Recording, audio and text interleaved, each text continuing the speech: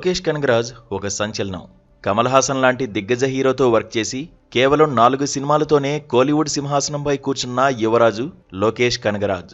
ఖైదీ చిత్రంతో ఒక్కసారిగా లైమ్లైట్లోకి వచ్చి విక్రమ్తో ఇండియన్ సినిమానే తన వైపు తిప్పుకున్నాడు. లోకేష్ సినిమాటిక్ యూనివర్స్ను సృష్టించి దానికి విపరీతమైన హైప్ను తీసుకొచ్చాడు.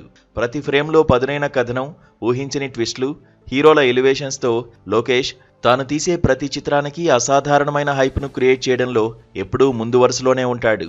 కానీ ఈ అంచనాల బరువు లోకేష్ను ఎక్కడి దెబ్బతీసింది? లియో చిత్రంతో మిశ్రమ ఫలితం వచ్చినా కోలీవుడ్కు 1000 కోట్ల రూపాయల కలెక్షన్స్ను తెచ్చే సామర్థ్యం ఒక్క లోకేష్కే ఉందని చాలామంది నమ్మారు. ఈ ఫీట్ను రజనీకాంత్ హీరోగా వచ్చిన కూలీ చిత్రం అవలీలగా దాటేస్తుందని అంతా భావించారు. అయితే ఇక్కడే కథ మారింది. అనూహ్యంగా కూలీ సినిమాకు మిక్స్డ్ టాక్ రావడంతో కోలీవుడ్లో ఒకే ఒక్క మాట వినిపించింది: లోకేష్ పని అయిపోయింది. పరాజయం ఎవరికైనా సహజమే, కానీ కూలీ మిశ్రమ ఫలితం లోకేష్ను బాగా దెబ్బతీసింది. కూలీ దెబ్బ తర్వాత లోకేష్ కెరీర్ ప్లానింగ్లో కూడా గందరగోళం మొదలైంది. మొదట్లో లోకేష్ ఎల్సీయూని తిరిగి ట్రాక్లోకి తెచ్చేందుకు ఖైదీ 2ను తెరకెక్కిద్దామని భావించాడు. కానీ అది కార్యరూపం దాల్చలేదు.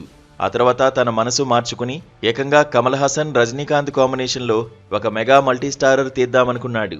ఇండియన్ సినిమాలోనే ఇది బిగ్గెస్ట్ కాంబో అయ్యేది. కానీ దురదృష్టవశాత్తు ఆ సినిమా కూడా అటకెక్కింది.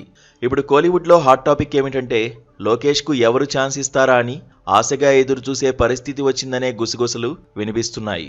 లోకేష్ స్టార్డమ్ కేవలం కోలీవుడ్కే పరిమితం కాలేదు. టాలీవుడ్లోనూ అతడికి భయంకరమైన ఫాలోయింగ్ ఉంది.